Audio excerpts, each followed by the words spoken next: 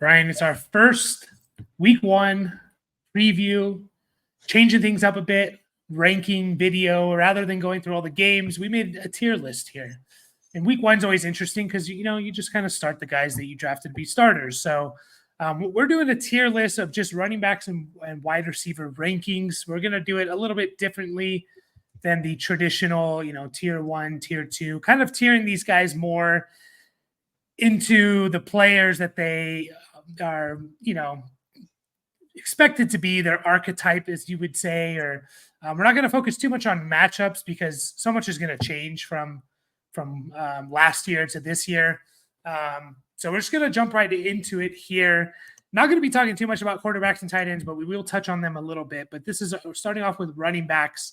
And my first tier here is the RB number one overall tier. So this is pretty self-explanatory. I'm choosing just 5 guys. Of course, theoretically, any of these guys could be RB1 overall. But these are the 5 guys, if I had to put money on them, would be the RB1 overall. It's McCaffrey, of course, for the week, that is. Breece Hall. It's Bijan Robinson. And then I have Saquon Barkley and Travis Etienne. Any of those 5 you disagree with? Would you put someone in over one of them outside of those top 5? Or do you like that list? I do like the list. The thing that I'm a little curious about is Jonathan Taylor, who you have at 6. Fair enough. I'm kind of curious to see how he's going to play with Anthony Richardson on the field. They are playing the Texans, though, the Colts, so they're probably not going to be able to be controlling the ball with the run. But I don't know. I think he's a good one to keep an eye on, definitely.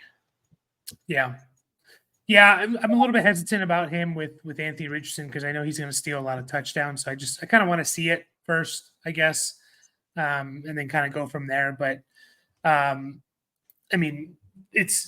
he's in the next tier, so it's not like I dislike Jonathan Taylor. And these are kind of in no particular order. I know I have them on our list as listed as numbers. That was more to just keep track. It's more of just putting these guys in a tier. And I'm not even saying necessarily, especially when we get down to the later tiers, that this tier is above this one. It's more of these are the type of players they are. This is who they are, and this is how you should approach it, right? And this is the expectation. So the no-brainers are the next tier, kind of a big tier here. These are the guys, and it kind of matches up with ADP. Basically, anyone that was drafted in the first 4 rounds, I kind of have as like a no-brainer because why else are you drafting them there if you're not starting them week 1? It's Kyron, it's JT, it's Jahmyr Gibbs, Achane, Rashad White. I have in there. Again, kind of no particular order, just all in a tier together. Kenneth Walker is up there. James Cook is there for me. Josh Jacobs I have in there. 2 more, Kamara and Mixon. So any of those no-brainers you kind of disagree with, you think they're maybe not no-brainers and you're a little bit hesitant, or it makes you think at least a little bit about starting them? Not really, honestly. Like you kind of mentioned, it's week 1, and so all these guys were drafted to be starters. And so I think once we see what teams are a little better against the run versus terrible, in these next few weeks, we'll get a much better idea. I think the conversation will be much more robust. I'd honestly throw the next 2 guys kind of in that no-brainer category, but I like how you have them kind of broken out, though. It totally makes sense. I like your titles on our sheet here. Yeah, we're gonna this is a fluid list. The tiers are gonna change week to week potentially. We'll add some, even maybe in this video if we debate enough to where it's we need to make a new tier. It's totally flexible. But yeah, I didn't really have any issue with all these guys. The only one that I think, all these guys, I'm very confident in what their role is gonna be. Maybe Kyron because of the punt return stuff. Maybe Achane if we don't, he doesn't get quite what we're a tick up from last year. But as of right now, week 1, you drafted these guys. Again, these are all guys that were drafted half PPR, ADP, either in they were drafted in the top 4 rounds. And if you're drafting them in the top 4 rounds, unless you went all running back, you're starting these guys. So again, don't need to spend too much time on them. You gonna say something? Yeah, I would say a guy you actually have a couple of categories down. Like I'd be tempted to put Mostert in there as well. I feel like he is a no-brainer. He obviously was drafted a lot later, but we know he's healthy now. We know he's going to be the primary guy there, and on a good offense. So I wouldn't mind sticking him up there, but we can. It was. No, I agree in terms of his production. It was more just like people were just undervaluing him. So there's some people that drafted him in 7th round, 8th round, and he might even be on their bench, So I guess that's the only reason why I don't have him as a no-brainer. But I agree with you in terms of the production. I'm starting Mostert most likely. The next tier, I only have 2 guys, workhorse on a good offense. And what I mean by workhorse is it's in the realm of possibility that these guys get 20 touches. I'm not surprised if these guys get 20 touches. I'm almost half expecting it depending on the game / matchup or game script. And this one I was a little bit less confident. I only have 2 guys, Aaron Jones and James Conner. Now, I think there's going to be big topics on this idea of good offense with potentially both these teams. And you kind of said maybe even have these guys as no-brainers. The only reason I didn't put them there was, again, they were drafted a little bit later, maybe round 5 or 6, and you could, go back and forth on whether or not you're going to start them. Do you think do you think they're both workhorses in that 20 touches is in the realm of possibility every week? And B, do you think they're on good offenses? Because I think you can argue potentially both. Yeah, well, I definitely feel much more confident about both of those things for James Conner over Aaron Jones. Given the Green Bay depth chart, which is very I don't even is Marshawn Lloyd even playing this week? He's not. No, I right? don't think he is. Yeah, so I mean it's James Conner and that's about it, right? I think Emmanuel Wilson's even hurt too. Their 3rd stringer. Yeah. But they are an offense that doesn't necessarily have to be established a strong run game, But I mean, even throw in the Jordan Love a few weeks ago saying oh, James Conner, I'm getting you a passing touchdown, basically. You're not going to break that record of most Jacobs. Right? Oh yeah, sorry. Yeah. Yeah. Oh yeah, sorry, dude. I was totally reading this wrong. When I saw James Conner, I was totally thinking Josh Jacobs. Yeah, no, they're similar in that sense. But James Conner, Arizona, I guess you can argue, are they a good offense or not? I think people would make that, they would potentially argue against that. So yeah, we definitely want to see it first, or at least I do. I mean, you're starting, McBride and Marvin Harrison, and I honestly think you're starting James Conner no problem, just to see. But I mean, they are Arizona is heavily the underdog in this game against the Bills, and I don't know if that's exactly correct. Spoiler preview for our next video. Yeah. But yeah, I think there's an argument of is Aaron Jones a workhorse? He kind of wasn't in Green Bay. So he's definitely one where I can see not in this tier at all. Even James Conner potentially not even in this tier, and this tier might not even exist next week. But I guess for the most part, I'm starting these guys with I think Minnesota's offense is going to be good despite it being Sam Darnold. I just trust O'Connell and the system. So yeah, and honestly, with Hawkinson not being there, we know one of Aaron Jones's superpowers in the past is pass catching. Yeah. In that short to intermediate parts of the field, and so he could easily be basically their wide receiver 3 / tight end role, I can definitely see him being very involved in that. So yeah. Next tier here is a little bit bigger. It's also workhorse guys, but they're on questionable offenses. So if they're in a negative game script, they're not going to potentially do very well. But if they are in a positive game script, these guys could get 20 plus touches pretty easily. It's Ramondre, it's Samir White, it's Devin Singletary, and it's Chuba Hubbard, which we can potentially talk about. But those are the 4 where I think it's kind of clear to me. you can argue with Zamir White, but as of right now, it seems clear to me like those are the guys. If they get in that good game script, these guys could have 20 or 25 touches. Disagree with any of those guys in that situation, or what do you think about Chuba or Zamir White? What do you think about this tier? Yeah, I mean, it definitely starts getting pretty shaky pretty quick, right? Like, I think I like Zamir the best, just because I do think he's going to be like heavily involved. Not that the other guys won't, but the Raiders are playing the Chargers, so I kind of like that. In general, like they might just try and control the game a little bit. With Zamir, we'll probably see some pass catching from him too. Like not a ton, but honestly, these other guys just kind of make me nervous. I'm not really sure what to think about Chuba just in general going up against the Saints. Like they weren't like shut down, but they were definitely like they were better than most teams in like what they let up per game last year in terms of rush attempts. Or that wasn't really what teams were doing against them. And honestly, Ramondre definitely makes me a little nervous because what's Antonio Gibson? How's he going to figure in as far as third downs? Is he going to take a bunch of Ramondre's targets away? Like, I don't know. It's definitely a wait and see week for that.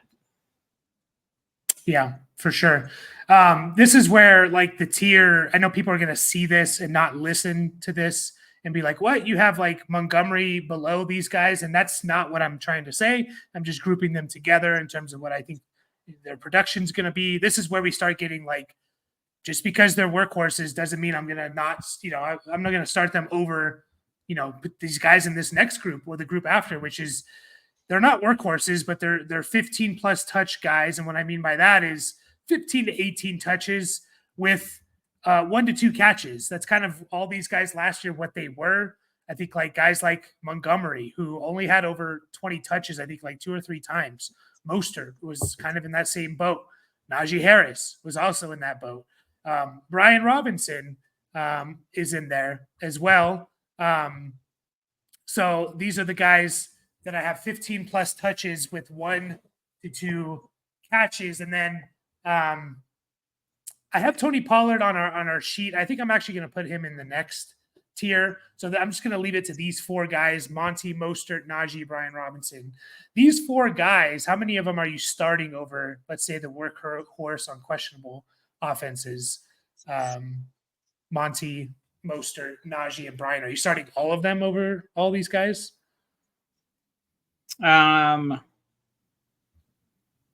Definitely Mostert, like I already said before. The other guys are a little tougher. The Pollard thing, oh man, like I mean they've already come out and said like, oh, it's going to be like a 50-50 timeshare with Tajay Spears, and I don't think that's necessarily the worst thing for Pollard. Like we saw him do well in Dallas there. So, and obviously Pollard was really good in the second half for the last 5, 6, 7 games last year when he basically said he was fully healthy. So I like Mostert and I like Pollard here the best. Montgomery Pollard I am putting in the next tier. I know on our sheet it says on this tier, but I'm going to move him to the 2 plus catch category. But Monty and Mostert. Sorry. When you were saying that, I was reading and I heard it, but it didn't register. That's right. Now Montgomery, like he definitely makes me a little bit nervous. The Rams were pretty good last year, stopping the run, but I mean, he is an integral part of the team and that is part of the Lions identity. So I don't mind it, but I think I'm still starting James Conner and probably Aaron Jones over him. Yeah, these are kind of the touchdown or disappointed category guys, maybe not complete busts, but, you look at the games now with Montgomery and Mostert, they didn't have many games without touchdowns. Montgomery had 3. One of them, he got hurt. So he really only had 2. And he had looks like about 80 total yards with 3 catches in one of them and 80 total yards with 2 catches. So like not bust, but slightly disappointed. Mostert is kind of the same, but he only had like 2 games without a touchdown, so it's hard to judge. Brian Robinson does fall in there. Like without a touchdown, most games he wasn't that great. So they're a little bit touchdown or not quite bust, but disappointed category because they're only getting 1 to 2 catches a game, which kind of leads into the next category, which is 15 touches with 2+ catches. So these are guys where I'm kind of expecting them. I'd be a little bit disappointed if they didn't get 2 or 3 or even, a bigger plus game. But I'm expecting at least 2 catches, maybe 3 or 4 each week here. It's Pollard, it's Jerome Ford, and it's Swift, and it's Javonte. These 4 guys where you could even make an argument, like you can argue them over the 15 touch guys, 1 to 2 catches. Kind of depends on the offense a little bit. Like Montgomery's on a good offense, so if you're betting on a touchdown, that's a good offense to bet on. But what do you think of this group of guys? You kind of agree with grouping them together in terms of like, yeah, I'm expecting 15 to 17 touches, which includes 2 to 4 catches. Yeah, Swift, I don't know. I guess we'll have to see.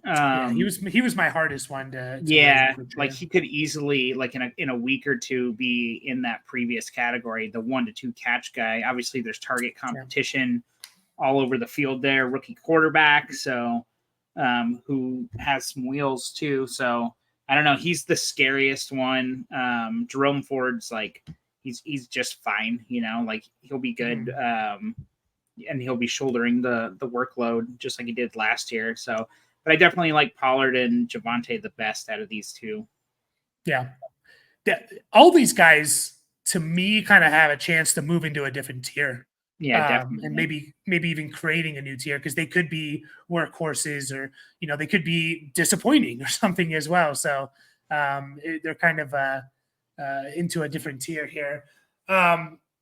Next group here is the I want to wait tier. I really don't want to start these guys if I can avoid it, just to see how it's going to work out. It's the Bengals guys and Zach Moss and Chase Brown. It's the Chargers guys in Gus Edwards and J.K. Dobbins. It's Tajay Spears, which will be an interesting one to talk about. It's the Cowboys guys. You're sensing a theme here. It's a lot of guys that are, we're not sure who the lead is. Zeke and Rico Dowdle there. And then Julio McLaughlin I also have in here of guys that I just want to wait on. They could move up. They could, surprise. But, like, if I can avoid it, I really don't want to be starting these guys. You disagree with any of those? Tajay was my hardest one. Yeah, I mean, we're gonna find out. I mean, we've seen it more from Pollard in the past. Tajay being a rookie last year, so obviously we have a little more confidence in him, but him and Pollard could just be so on equal footing. It'll be kind of interesting to see how that plays out. So I can see why that was difficult. Yeah, I agree about the Dallas guys. Like, I feel more confident in Dowdle than 50-year-old Ezekiel Elliott. No. I mean, obviously, like, he has like a good rapport with that team, because he was just on that team a couple of years ago. So yeah. I don't know. That'll be an interesting one to watch for sure. I think I feel pretty good about McLaughlin. And yeah, these other guys, it's going to be interesting. I mean, same thing with the Cincy guys, like what's that going to look like? Again, these guys, we could be creating a whole new tier. Like McLaughlin, is he going to get to 15 touches? I don't think so. So we might have to create a whole new tier because he still might be like fantasy relevant with what he's doing. So yeah, I mean, we'll see. You could literally call this the tier of guys on the same team, because I just realized that the Chargers guys are both on there too. So yeah, it's like, man, yeah, that's why I was like, sensing a theme here of the pairs of, we're just unsure how the backfield's gonna shape out. I have 2 in the PPR only. Like I feel like I'm only really thinking about these guys in PPR. For now, we'll see after week 1. Again, these guys could change, but it's Eckler and Warren. Warren might be a debatable one, but in half PPR, he wasn't that great last year. I just don't think they're going to go away from Najee too much. So if it's PPR, I'm probably okay with maybe flexing these guys depending on how deep the starting rosters are. But I really want to avoid them in all other formats. What do you think with Warren specifically, or maybe Eckler too? Yeah, I mean, they're definitely. I'm kind of. I guess they're basically in the I want to wait. Also, like, I mean, we saw Eckler be good in week 1 last year. So, I mean, if you drafted him to start him, which I don't think anyone really did, it could easily be like it's funny because like him and Keenan Allen are kind of so similar in that sense, where it's like, oh, like we saw it. Well, Eckler from way less, like than Allen last year, but it's like, yeah, did these guys really just fall off a cliff? Like, I don't know. Like, yeah, I'm kind of interested to see how. I mean, there's no wide receiver too in Washington. Like he could easily be that. Like, I wonder how many, or if we will see any like 2 running back sets where Eckler's basically playing as a wide receiver. But yeah, PPR definitely, but I don't think anyone's really starting these guys. Warren is getting started more than Eckler, I would say. For sure. Yeah.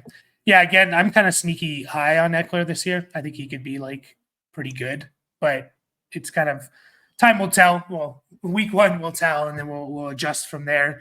And then the last guys I just put kind of sneaky. This is kind of like a potentially waiver wire, look of guys that I think could increase their value, or they could just be better than we're thinking. It's quorum, depending on, Kyron Williams, we all thought Cam Akers was the guy last year, and then Kyron Williams came out and took over. Ty Chandler, maybe they use him more, like 1A, 1B with Aaron Jones.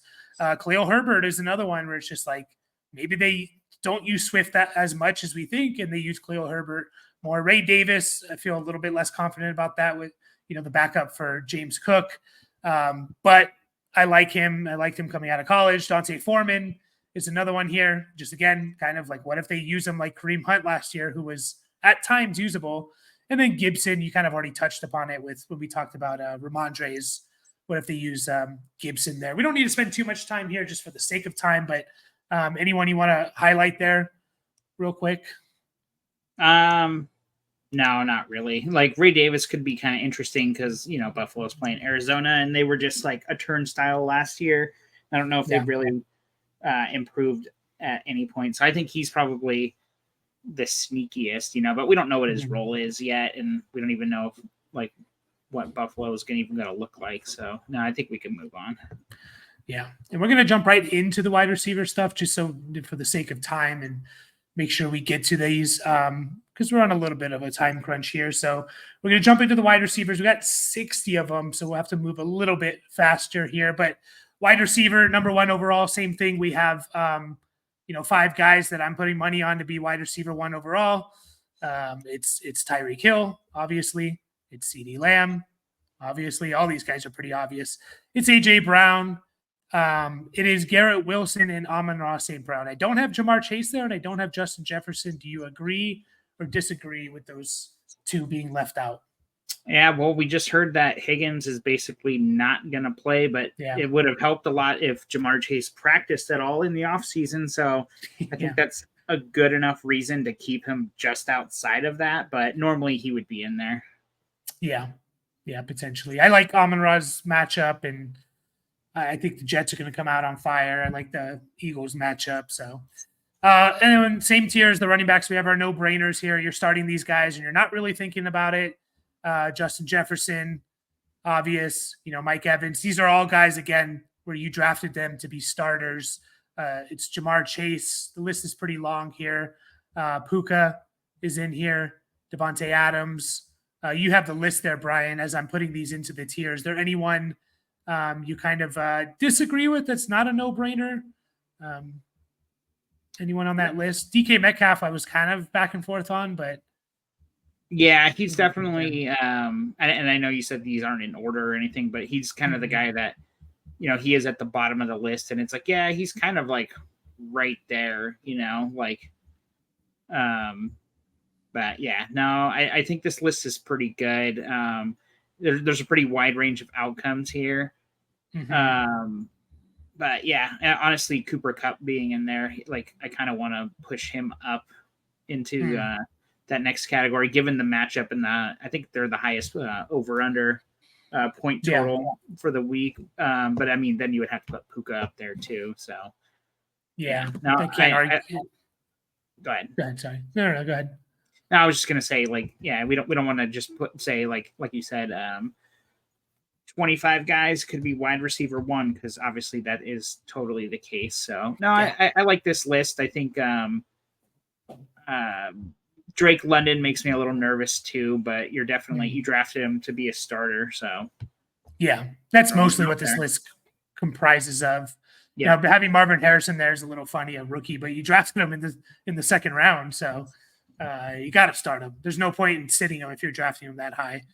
I have 4 guys in the next tier. It's the I'm starting guys. I'm starting these guys for most situations, but could be disappointed. Like, be prepared potentially to be disappointed. It's in the back of my head of like, are they going to screw me over? It's Michael Pittman, mostly because of him and Anthony Richardson going together. We don't really know. Didn't get enough sample size. DJ Moore, rookie quarterback, and a lot of mouths to feed in Chicago. Malik Neighbors, rookie wide receiver with a terrible quarterback. And Brandon Ayuk, mostly because he's just signed his contract and he hasn't been there. And are they going to limit him? But I'm starting these guys, but I'm a little bit worried. Do you think we should be a little bit slightly worried about all these guys that are kind of no-brainers in my opinion, but again, they have that little bit in the back of your head of maybe they screw you over? Yeah, definitely. I mean, Pittman, he might have moved up. Josh Downs got rolled out just a little while ago. So, and it's like, I'm not super confident in Pittman in general because, what are the touchdowns going to be like? That's always been his issue. DJ Moore, you sum that up pretty good. Malik Neighbors has Daniel Jones as a quarterback. And Ayuk hasn't been practicing. Yeah, Daniel Jones.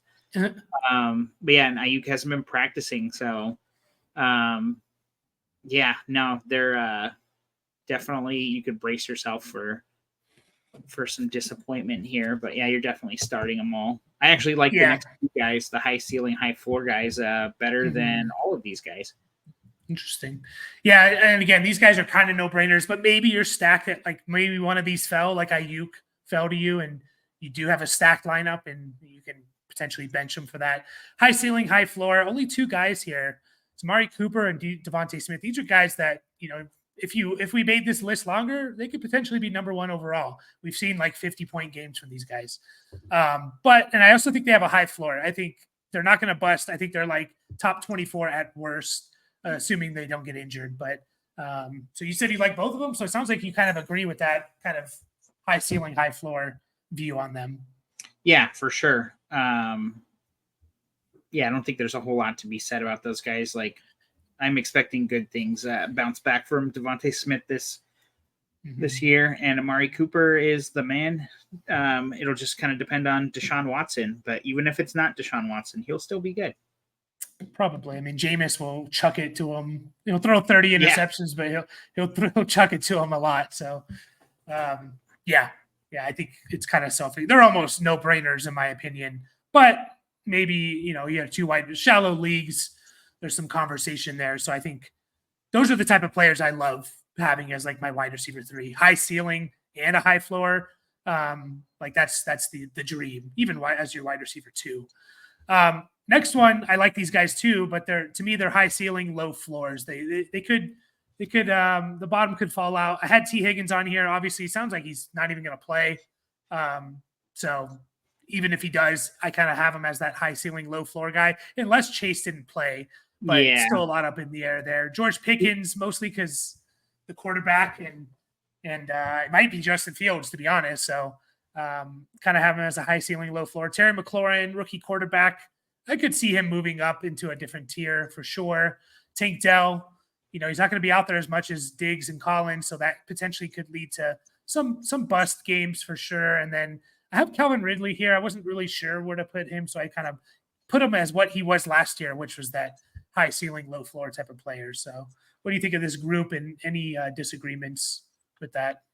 I mean, there's not a whole lot to disagree on just yet, but I can easily see McLaurin and Ridley are the two that kind of stand out that they could easily. Well, McLaurin is already, the wide receiver one on his team, but we just don't know what that team's going to look like.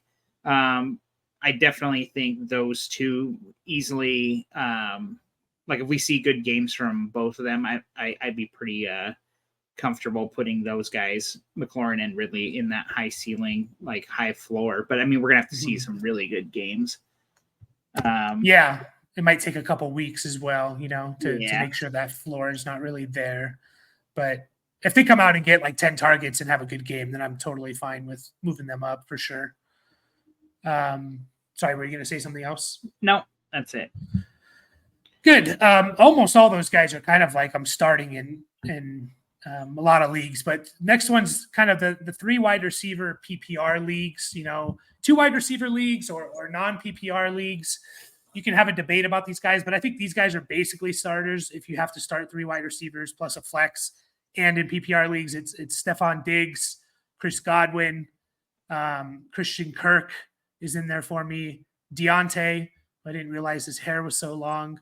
I knew it was a little long, but not that long. Keenan Allen is there, and then DeAndre Hopkins. Hopkins was definitely the one I struggled with the most. I didn't really know where to put him, so I just put him in here because I feel like you're starting him. But any what do you think of Hopkins or any of the other guys? How do you like this tier in general in 3 wide receiver leagues? I mean, Diggs and Hopkins, given the age and like Hopkins with the injury, both. Oh no, I was gonna say both guys go into new teams, but that's not right. Hopkins is still on the Titans. I was kind of mixing him up with Keenan Allen, like as I was looking at all 3 of them. But no, I mean that's pretty good. Honestly, I'd rather put Diggs in the I'd like to wait category, which is the next group. And but yeah, no, I think this is pretty fair. Like these guys are gonna command some targets for sure, and we'll see what they can do with them.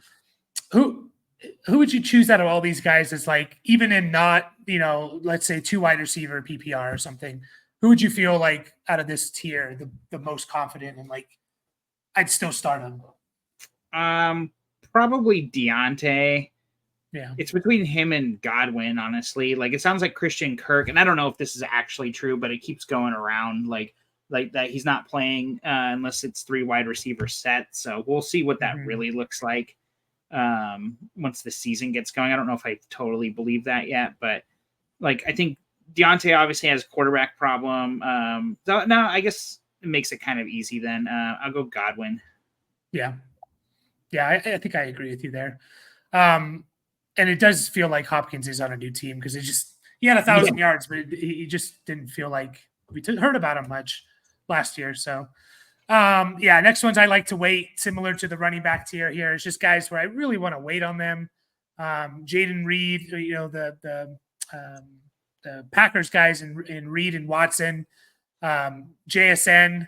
I'd like to wait if possible. Brian Thomas, rookies or guys we just don't know exactly what their roles are. Adunze and McConkey are on here. And then the Buffalo guys in Keon Coleman and Shakir. If I can avoid waiting with these guys, not taking that risk week 1, going with a little bit more secure option, these are the guys I like to wait on. You mentioned Diggs. The only reason I didn't put Diggs here is because people drafted him like maybe 4th round, 5th round. Like people drafted him quite high to wait on him. But in this tier here, do you disagree with any of these guys? Anyone you feel super confident, like I'm going to start this guy because I think he's going to have a good week? I mean, you might as well start Christian Watson because this is the only week he's going to play. He's going to get hurt. Yeah. So I think he kind of belongs with the high ceiling, low floor. But I mean, I don't disagree necessarily with the I'd like to wait, but like I said, like he's not going to be there next week. So, and I do like Christian Watson. So I think he's the one guy that I would move. And Lockett might be hurt, or I don't. Did they say he's going to play? So JSN definitely he's going to play. Okay, I was like JSN would definitely kind of move out of that. Like if Lockett is hurt, so I mean definitely check your injury reports and stuff. But all these other guys, the rookies and Jaden Reed, I don't disagree with that. Like maybe wait a game, see if McConkey gets up into that PPR 3 wide receiver PPR tier and whatnot. So yeah, they've been he is questionable, Lockett, so he can move Jason can move up there for sure if he's out.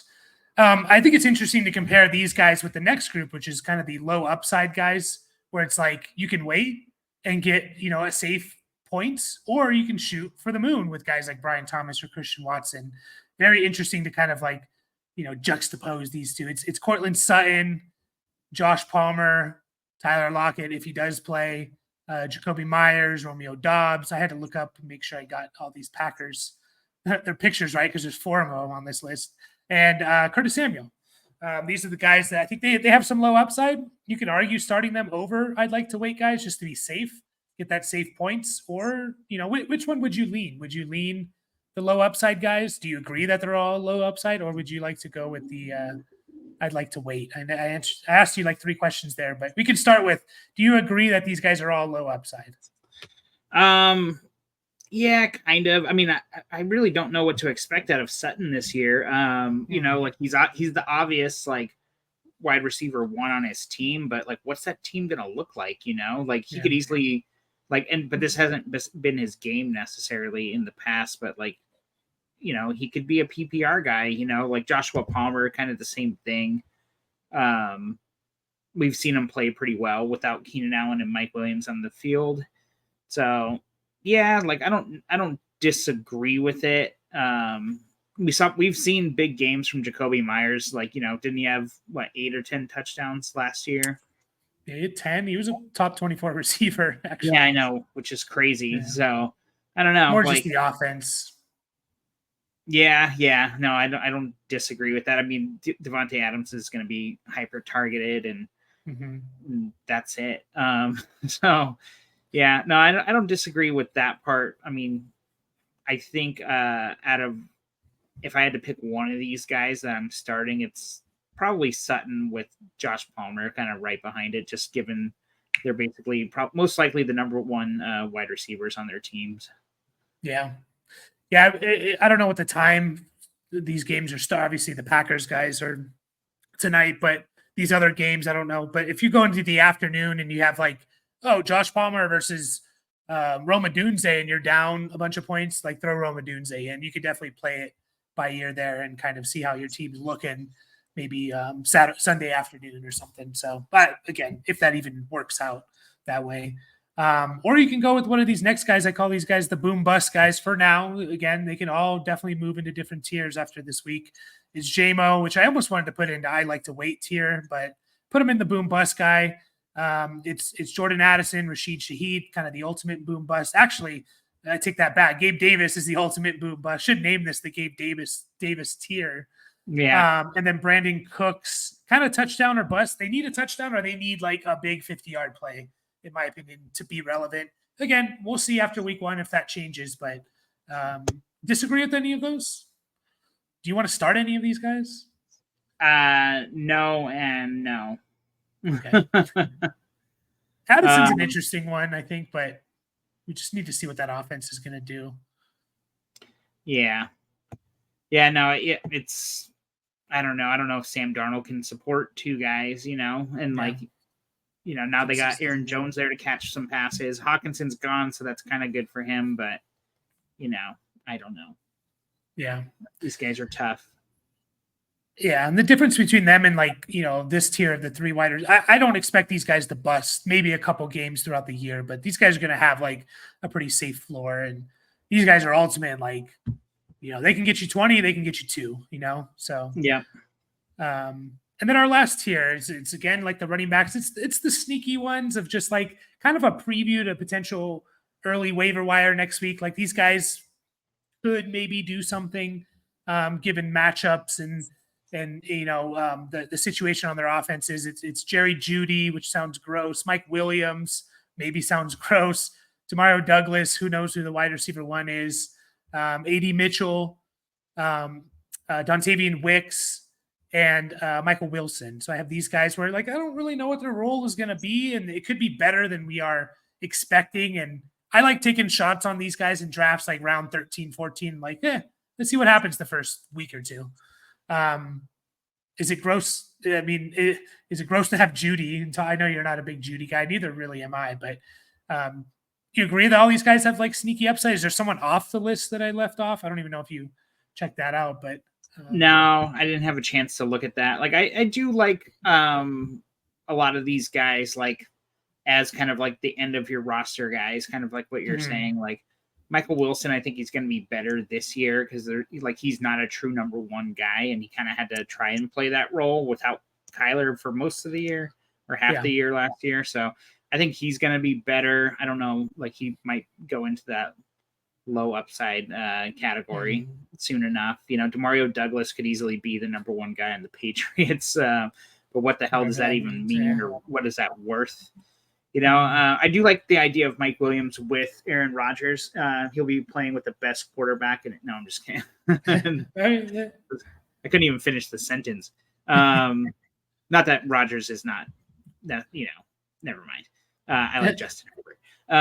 But no, yeah, like I think these are great guys to have at the end of your roster and kind of wait a couple of weeks. A.D. Mitchell, he's the tough one because, and honestly, Wicks also, it's like, I think I like all these guys better than them because, you know, given Wicks with the competition in, you know, crowded room at Green Bay, and Mitchell, we have no idea. But we did just talk about Josh Downs being out. And, yeah, I mean, rookie, you know, on a run-heavy offense in general between the quarterback and Jonathan Taylor. So, yeah, for sure. Yeah, I like these guys because also, like, you could easily cut these guys if they're no good after week 1 or 2, you know, whereas like the low upside guys is like, oh, can I cut Cortland Sutton? He got me 10 points, you know, like I have to keep that.